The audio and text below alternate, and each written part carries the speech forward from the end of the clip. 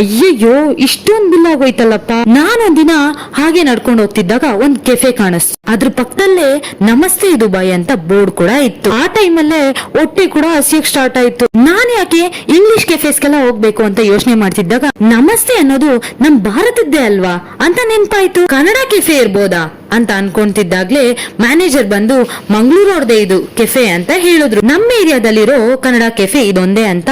ಸರಿ ಅಂತ ನಾನು ನನ್ನ ಫ್ರೆಂಡ್ಸ್ ಆರ್ಡರ್ ಮಾಡೋಣ ಅಂತ ಮೆನು ನೋಡಿ ಒಂದು ಚಿಕನ್ ನಾಚೋಸ್, ಬಾರ್ಬಿಕ್ಯೂ ಚಿಕನ್ ಪಿಜ್ಜಾ, ಅದ್ರಲ್ಲಿ ಬಂದು 8 ಪೀಸ್ ಇತ್ತು. ಕ್ವಾಂಟಿಟಿ ಎಲ್ಲ ಬಂದು ಚೆನ್ನಾಗೇ ಇತ್ತು. 3 ರಿಂದ 4 ಜನ ತಿನ್ಬೋದಿತ್ತು. ಲಾಸ್ಟ್ ಅಲ್ಲಿ ಡೆಸರ್ಟ್ ಗೆ ಹಾಟ್ ಚಾಕ್ಲೇಟ್ ಬ್ರೌನಿಯಲ್ಲಿ ಎಂಡ್ ಮಾಡಿದ್ವಿ.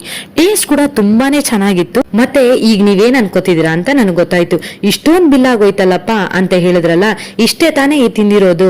ಎಷ್ಟು ಬಿಲ್ ಆಗಿರ್ಬೋದು ಅಂದ್ರೆ 199 AED. ಹಾಗಾದ್ರೆ 4500 ರೂಪಾಯಿ ಆಯ್ತು. ಬಿಲ್ ಎಲ್ಲ ಕಟ್ಟಿ ಮನೆ ಕಡೆ ಬಂದ್ವಿ.